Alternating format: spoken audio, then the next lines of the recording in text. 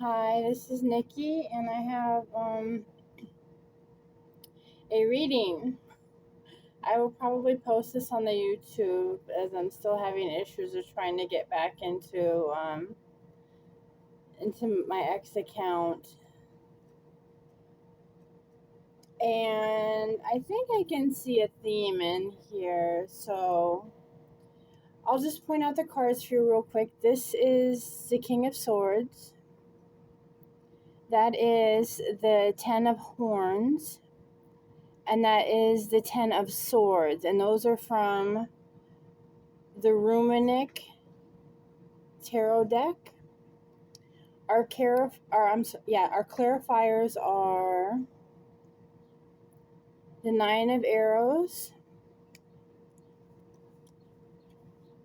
the reversed, let's see, Page of Arrows,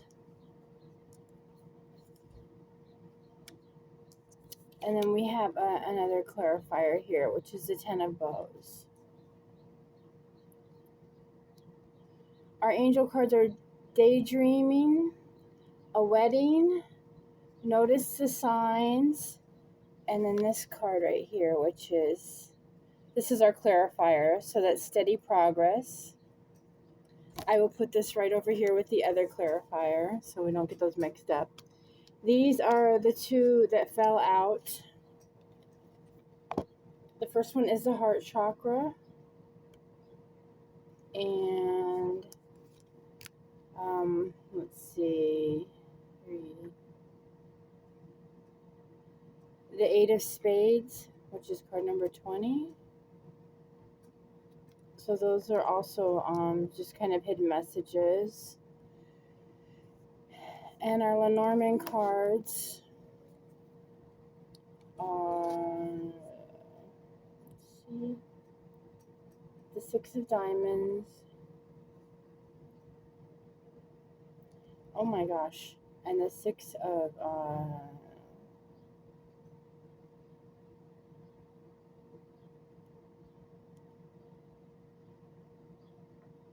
I just drew a blank. That's not spades. Oh. Okay, so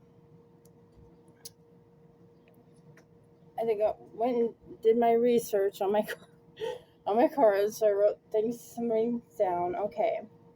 So the first card I'm going to start with is that card. And that is the Ten of Horns card. And that card is about celebration. And it's a religious or a formal get-together. It's healing, it's informative, and it's fun. And sometimes it's being held for someone important. So that's this card right here. I would take it out, but I had to steady the cards in the holders. So there's just, that's the head of the table. And then there are people around, and then they're drinking out of horns, like a cup. Okay, the next card we're going to focus on is this one right here, which is the Ten of Swords. And some of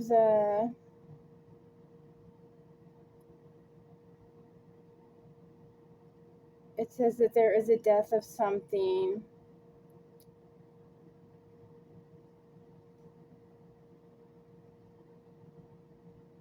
Or it's the end to a difficult situation. Right there. Here is our King of Swords. He is our warrior on the table, and we have a lot of swords on the table. You know, that's what this said. There are a lot of sixes on that card. And something else that goes along with this card is that's a natural end to something. So we also have two sixes here. So, okay. So these are our clarifiers. Oh, I'm sorry. I was with the King of Swords there. I'll go back to that. Okay. So the King of Swords, he is a stabilizing authority figure. This card stands for firm leadership, taking a stand, or cutting through illusions. So let me read the clarifiers too real quick, and then I think I can kind of go with a theme here. The Nine of Arrows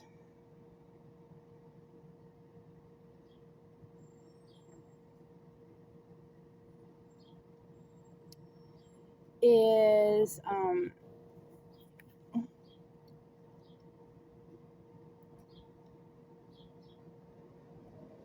it says dedication on here, but in the book, the Wildwood Tarot, which is what these specific cards are, she is dedicated to balance. So she's not just dedicated to nothing. Our Nine of Arrows, she is a spiritual figure. She cares about the balance of the land, the balance of authority, honoring and honoring those things. So this is our next card. This is a Page of Arrows. And we got that in reversed. And some of what the booklet says is associated with that card are the colors of red, white, and green. This card symbolizes secrets, being inflexible, challenges, and negotiations and contracts that have gone unfulfilled. And this also pertains to somebody who's sitting on the fence about something. So our Ten of Bows,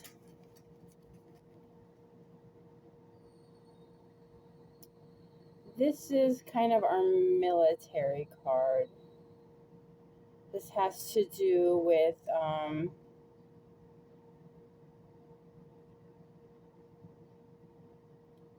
reluctantly having to meet a challenge. So taking on a burden or a challenge you don't want, that you didn't set out to conquer, but nonetheless it's your responsibility, and somebody's going to take on that challenge or has to take on that challenge. This is an upbeat reading. This isn't a negative reading. A little bit of what we have with the angel cards. So we have steady progress. I'm sorry, daydream. You will more easily hear and receive our messages if you daydream regularly. So I'm going to tell you where I think this is going. This was a clarifier, remember, which is steady progress. We acknowledge you for the progress you have made in remembering love in your in your daily activities. We can clearly see the contribution you are making to the world through your thoughts, feelings, and actions of love. Wedding.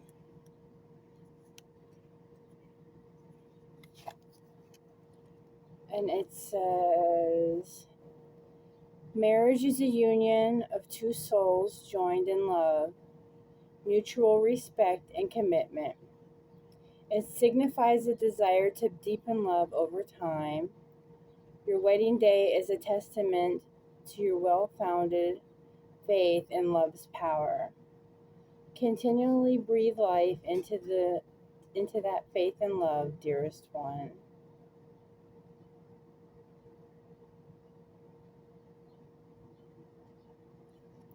And let's see. We have noticed the signs. Yes, the signs you've been receiving are heaven sent. We drop feathers, coins, and other signs upon your path to remind you that your loved ones are never alone. I'm sorry, that you're loved and never alone. Okay, so this is already a Pentacles card for me. It represents Earth. It represents Earth sign, which is, oh, please focus. Thank you. Taurus, Virgo, and Capricorn. And I don't settle in on specific charts for, specific astrological signs for other people because they mean different things to different people. But in a general sense, what this is about the earth for us, and it's about money, and it's about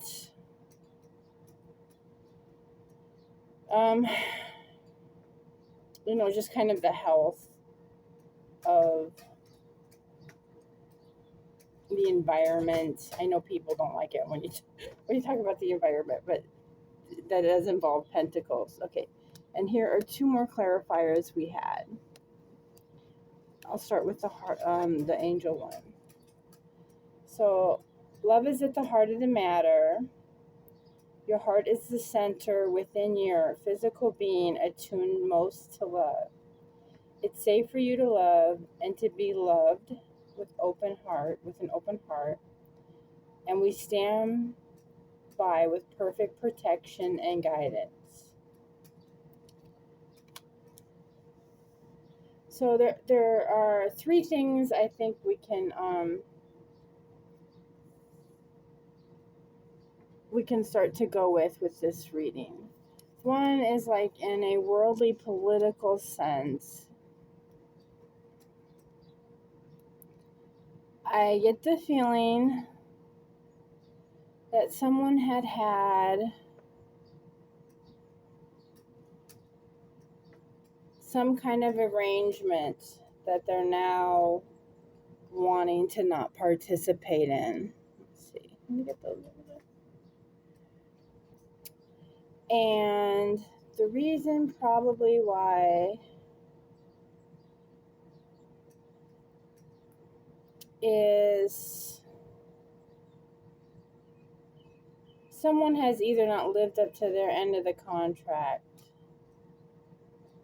and this is the political aspect of the reading. Someone has not lived up to their end of the contract in a way that didn't honor the people involved with the contract. So maybe there was some type of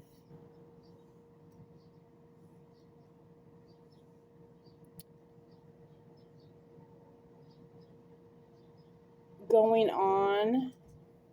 You know how sometimes people get you to agree to do something and they don't even kind of hold up their end of the deal. It's just like you're doing what you agreed to do with somebody, and then 10 other things that you said you wouldn't do, or they're not living up to their part of the agreement at all. That's kind of what I feel like is going on here, and that there's going to be some kind of military intervention, and this will be tough psychologically, but they will be victorious. But I do feel like when all is said and done, that politically everybody will be in a better, more respectful place, where I think a lot of the times it's just kind of about people getting what they want out of an agreement or a negotiation. But part of negotiations is not just getting people to sign on the dot. You have to follow through with your promises. And this doesn't even seem like the money is the thing that is upsetting the other side of the equation. Is they are unhappy with the way the whole thing has unfolded, and maybe they were told it would not end up that way. Maybe somebody's trying to rule with an iron fist, and it is making angry the people who were supposed to cooperate with that person. So that's what I see in this reading. I just see a lot of important people and the death of something, because we have 3 6s on the table. So the death of something evil. And there might have been like something that was very satanic in its intent, tried to pull in something that was very earthy and respectful and loving in its intent, and that agreement is not going to mesh. So, but we are going to have military interference. But when all is said and done, it does look like sometime next spring, because there's a card on the table, I forget which one, that speaks to the spring equinox, that things will start to kind of calm down.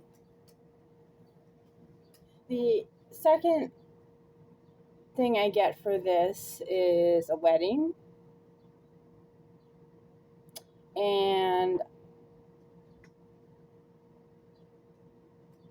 because of the heart chakra card on the table, this is a very much wanted wedding. We're either one or both people are just kind of head over heels. And it does look like it's either going to be a prosperous union, or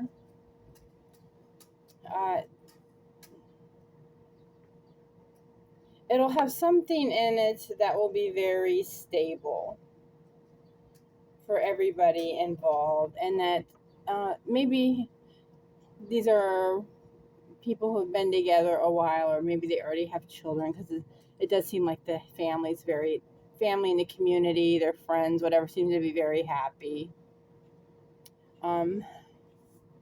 Notice the signs.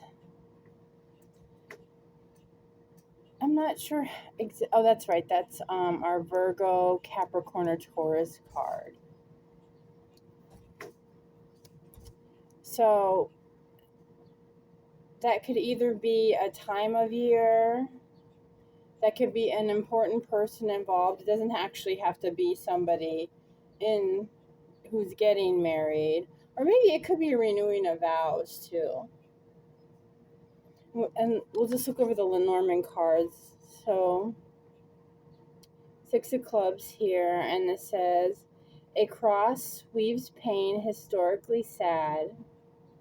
A distant too close means tidings are bad.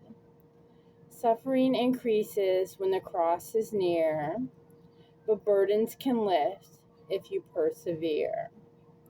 So this could be, it could either be a couple who's been through a lot, or, like the odd thing about 9/11 is how many romantic people actually met during the cleanup of that and fell in love and actually had children and got married themselves. So it's like, even in bad times, people still fall in love and meet. And there is very earthy things on the table. So that it can absolutely mean pentacles, it can mean money, but it can mean renewable money, reliable money. It could be resources. Maybe it's like people used to get married for land, or you know what I mean, those types of things. Maybe one party or the other involved in this wedding has some type of environmental business that is complementary to what the other person does for living. Like maybe the other person has a construction, you know what I mean, those types of things. This is going to be a very beneficial marriage, not just to these people, but to their entire community, their family, their loved ones, the people they love. And there are a lot of swords on the table. And in a love reading, what I take that to mean is a protective environment where both parties feel safe and there just isn't a lot of drama, you know. So the second Lenormand card I'm going to read is the Six of Diamonds, and it says, flowers surrounded in clover leaf mean happiness surmounted over grief. Bits of luck and fortune await. You have the potential to make life great. So, and those, to me, that also seems simple too. So maybe a very simple person is marrying someone who's a little more extravagant. But this is going to be the family of these people are going to be very happy, and I just see it as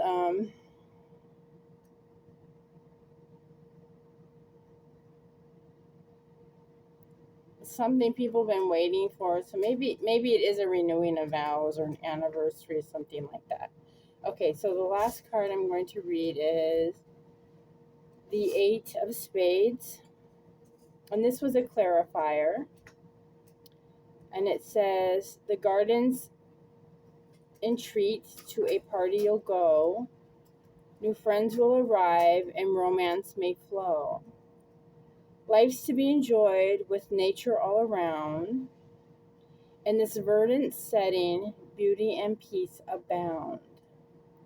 So, and you know what I'm thinking too is like maybe somebody else who's important is going to meet um, someone that they will marry at somebody else's wedding. That could happen too. So now the third meaning I see in this card has to do with your health. And that's for those of us that are needing a huge revamp in our lives. Maybe you're trying to overcome an addiction of some kind, or you just have something kind of, that's what I would think the Ten of Wands is, something a little bit drastic that needs to be put back in alignment. And notice the signs is something just kind of telling us like we know something in our health regimen is out of control.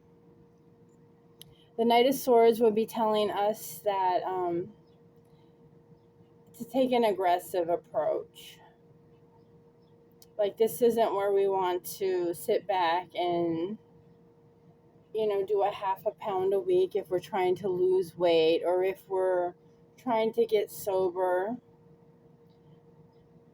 Oh, you know what, too? If we're trying to get sober, as they say, like 90 meetings in 90 days, that's a 12-step philosophy, which would absolutely be that card. So, but you wouldn't want to, try to do one meeting a week. As a matter of fact, you would not be allowed to excel in the program because you have to do at least 3 meetings a week. So this is like our 90 meetings in a week program. The Ten of Swords could just mean between that and the the Notice to Signs card. It should be telling us that we've pushed something, a bad habit, as far as we can push it, and now it's causing us harm, or it's causing us trouble, or we're looking over the cliff. We can't ignore it anymore. The heart chakra and the wedding chakra within here could say, so the wedding card, how I would apply this to a health reading, and I would say is maybe you want to look to an event in the future. It doesn't have to be a wedding at all. Most people maybe go to one or two in their entire lives, but maybe it could be something like an upcoming really important birthday party, or a class reunion, or New Year's Eve, even, Christmas, something um, that's unmovable but important, and something that you yourself celebrate as a day to kind of challenge yourself, like, I'm going to do this, this, and this until we get to that day. Like, you're just going to hold tight. It gives us a little bit of a time frame. The heart chakra could mean maybe it is your heart that you're having issues with.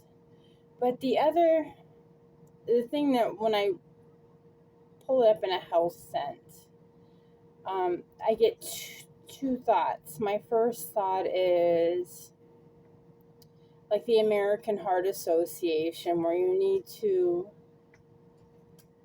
It's no longer, because a lot of low carb diets can be quite bad for your heart. Like, they can exacerbate an already issue there, even though they keep saying it doesn't. It still does. So that card could mean telling us to maybe go look at the American Heart Association and see if we could use it as a guideline for eating and how to eat. And the same would be true with an addiction, because especially if you're somebody who likes things that kind of burn you up, that those can be quite difficult on the heart. I know a lot of people who like snort coke tend to have enlarged hearts, or they can get a hole in their heart. So cocaine can be quite dangerous to your heart. So in a health sense, I think that's what we can kind of put that in the base of what it is that you're trying, if you're trying to improve your health, to not buy into all of these other things, because you get one heart, and you want to take care of it the best you can. And so a low fat diet, and a healthy fats only, and that's no saturated fats, and making sure you're getting a checkup if you are somebody who uses any type of cocaine or anything like that, to make sure that everything's okay, and watching your blood pressure and those types of things. Steady progress means we don't do. Fasting is great in short spurts, but in long spurts, it can be both hard on your heart, because anytime your electrolytes are out of balance, you are at risk for having a heart attack. So just slow and steady runs the race. And then daydream. Maybe there's something that your addiction is keeping you from. Your addiction, your lack of health.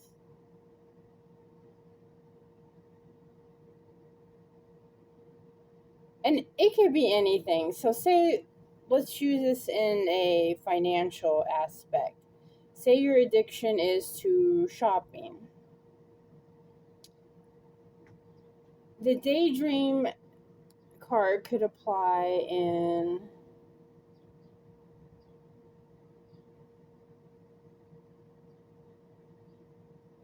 getting things down to, you don't have to just live on what you need, because that's really a long way to go. Like, that makes life very enjoyable, especially if you're somebody who likes to shop. Maybe you can, do more consignment shop stuff, where it's like you can bring your old stuff to a consignment shop and then get stuff there. I don't even know if they have a lot of those, but they're really great. Maybe you could be more creative, or you could only focus on purchasing things that you really, really want. So it's like, there's things that we like and we're things that we want, but then there's things that you really, really want that you might also need. So it's telling you it's okay to window shop. But make sure that you're using those talents in your favor so that you're always getting a good deal and you're not wasting money. And then the garden card is just telling us we need to get outside more. We need more fresh air. We need more grounding. Uh, the nicer the park is, probably the more excited you would be to kind of go there on a regular basis. Also, too, I'm thinking about a picnic. I don't know why that pops into my mind. So that's our reading.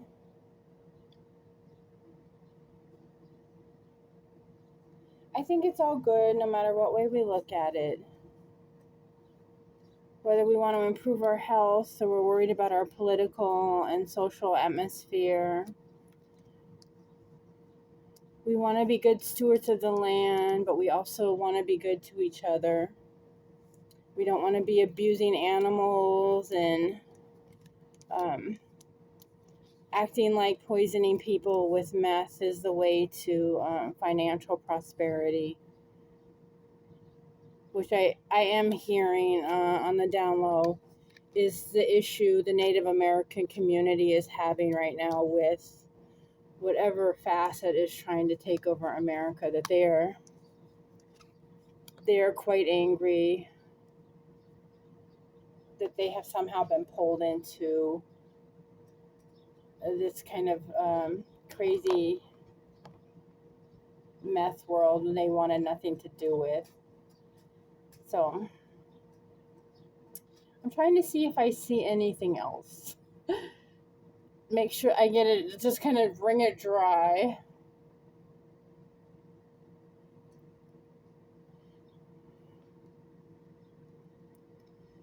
Maybe I'll pull a couple of more cards.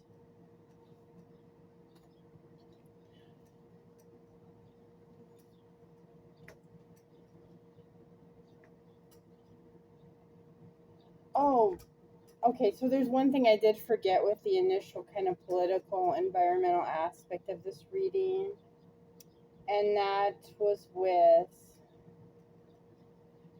one of the clarifiers, the Ten of Bows responsibility card, and it has to do with false witness, injustice, travel, and there are references here to the harvest moon, which I believe is in September. It's either in September or October. I would think it would have to be in September because the reason they call it the harvest moon is because farmers used to be able to harvest their crops by the glow of that moon. So that would be in September.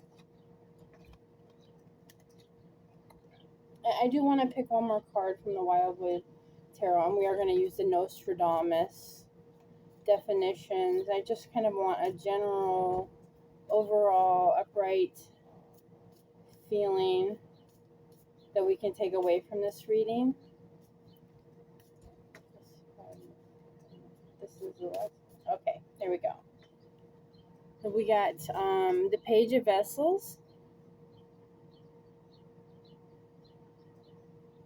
which is the Otter.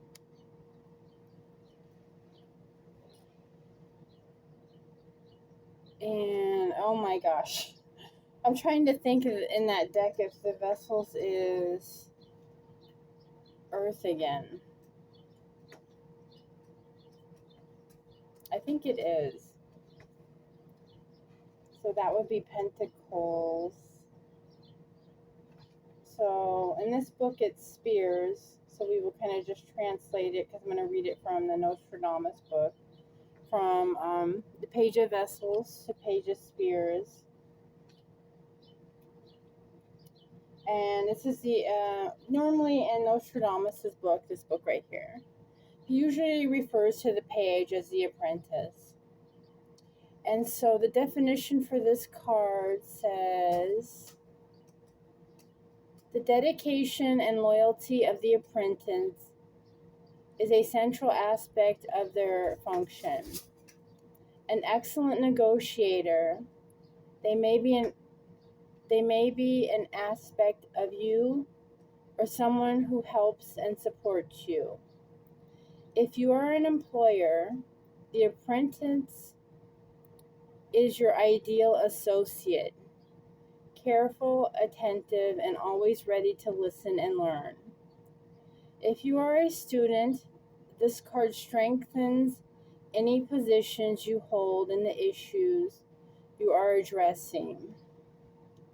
And the keywords for this card are student, apprentice, discipline, concentration, speculator, trader, and not like a trader, but as somebody who negotiates in trade, and negotiator. And the quatrain with this card is V75, and it reads, he remains seated on the square stone, facing south, set in the window. Traditionally, the Page of Pentacles is a particular student devoted to learning and fiercely intelligent. Their loyalty is unfaltering, and their devotion to work they undertake complete. Devotion to work they undertake complete. The apprentice is, as with the other 3 pages, liable to commit to a particular discipline and follow it with single-minded intent. Here he is tending the tree of wisdom and knowledge, coping what he's learned on the scroll that grows from its branches. So, obviously in a political aspect, you know who comes to mind when we say the apprentice. The other thing too is just my personal, I was hoping that Donald Trump would pick Tulsi Gabbard, but I do see in my readings a lot where JD, is it Vance? I see aspects of him show up. I'm trying to remember the name of the book he wrote. It was Hillbilly something. But he does seem like, just kind of like that quiet, steady hand person. I do hope, because that's the way I'm leaning politically this time, I do hope that Tulsi Gabbard, she is such a quality person that not only is, if he doesn't choose her, I hope he does choose her for vice president, but that he makes it very clear publicly that she is going to hold cabinet, some type of position in his cabinet, and she could be out there then helping campaign for him. That's what I think could kind of be the plus for both political parties, as I have been kind of getting the information that both men need to kind of take it easy. I think both men are in some way victims of this EMF weapon. And it's, as I am also, and it's really, it just takes everything out of you. Like just having to deal with it and the people who are perpetrating these violent crimes, it takes all of your energy. Like there's barely any energy left to do minimal things. So I just look at these 2 men on the world stage, and I could see where they would both just be completely exhausted. I think one handles it better than the other, as I'm not exactly sure what's going on with Biden. He doesn't seem well. But I think it would both parties need to kind of, I'm sorry, I'm going to get political here, so if you want to shut it off now, go ahead. I'm sorry. If both parties need to understand what that looks like on the world stage. So we have both men who are not in their prime anymore, although that doesn't mean much in most life. In this regard, the wear and tear is visible and it can look weak to the world. And the one thing we don't want to do, whether you're on either political side of the spectrum, is look weak.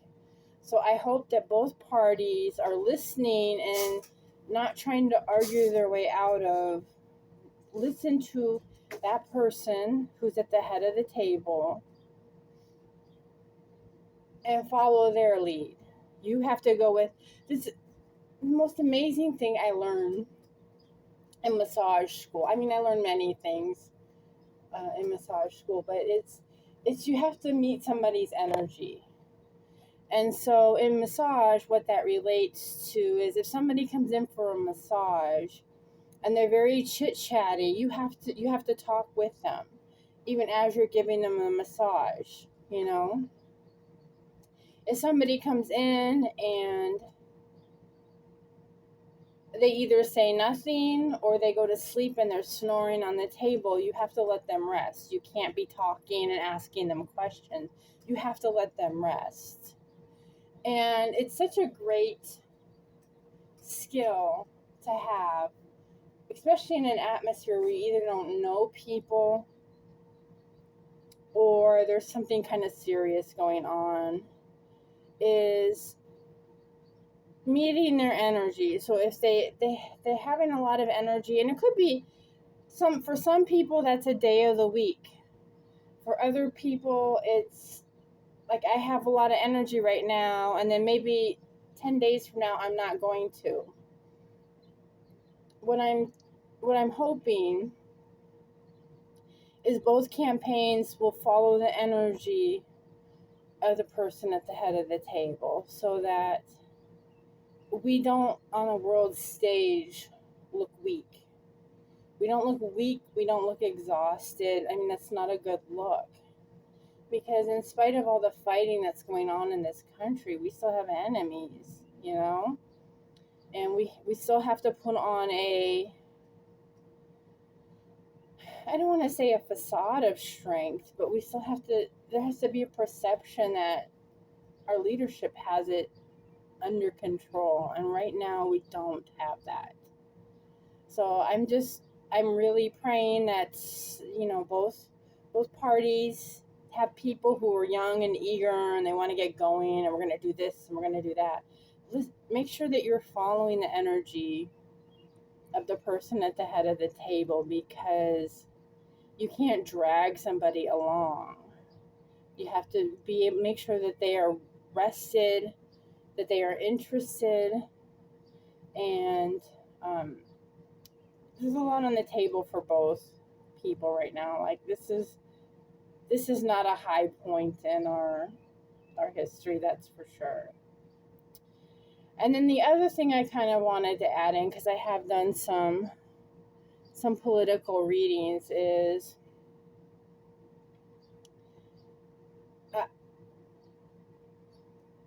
I think something might happen with Gavin Newsom.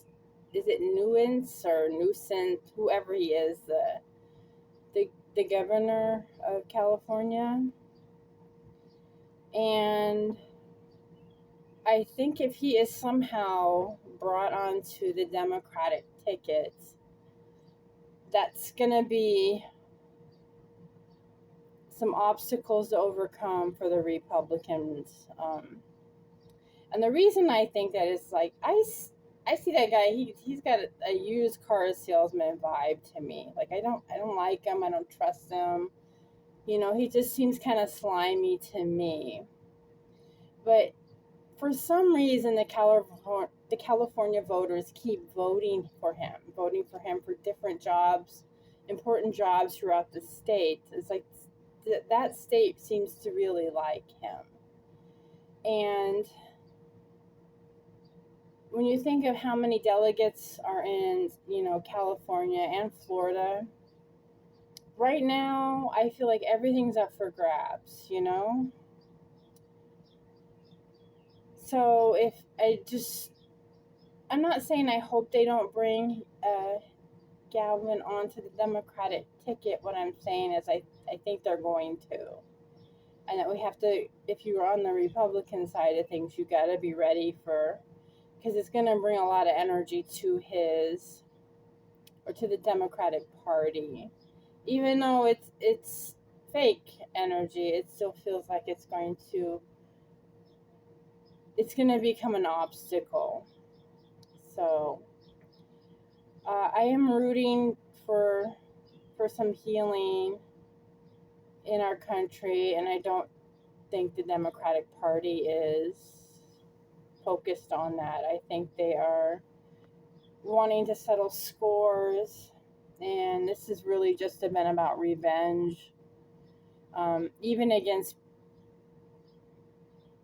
vulnerable people. And there's so much at stake right now, not only in our country, but in the world. And I'm hoping we can just do the right thing, stay focused on what's important, not buying into delusions, because it's not all going to be fixed overnight. Even if the Republicans win, it's still going to be a hard push. I get the feeling like there's going to be a little bit of a war going on.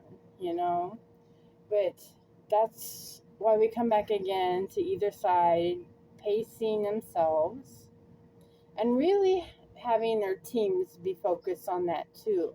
Because once you get used to doing that, you got your sea legs in there, you can handle other problems a lot easier. But when you're dealing with people who are used, like, I got to go to bed at this time and I got to wake up at this time, and these, you know what I mean? All these things like have to happen at certain time. They can get really rigid when a real serious problem is happening. So when the bottom's falling out, I think that's when really responsible people tend to fail the most, because they don't know how to be flexible and work with the problem and still get things done. So I guess that's about everything I can see. This is a really good reading. Everybody has something in here to kind of be optimistic about. And it does look like maybe with that apprentice card is that financially after next year that things are going to be better for everybody else. That next year is really going to be able to, maybe the first part of the year up until spring is going to be crazy, but people will start to be able to build again. They'll be buying houses again. Like, it'll be a slow comeback, but I think it'll be a power year historically. So I'm not sure if that's because the Republicans are going to win or the Democrats are going to finally admit that Bidenomics isn't working. I'm not sure. But either way, I do feel like we're going to be building financially, or all things that are earthy. Like, it's not just money, because money it's an idea. What it really is it's energy, and it's goods, and it's entertainment, and you know what I mean, food, and all that kind of thing. So it's like things are just going to somehow be improving next after the spring. But it does feel like we're going to have to kind of weather this mess a little longer than I thought. I was thinking we were only going to have to go till like December. There, it's interesting that we got this card because that is a military card. And with them putting the draft back in place, um, you know, all you can do is plan for the worst and pray for the best. So God bless, and I hope everybody's having a great night. And I will be back around again in a few days. Bye.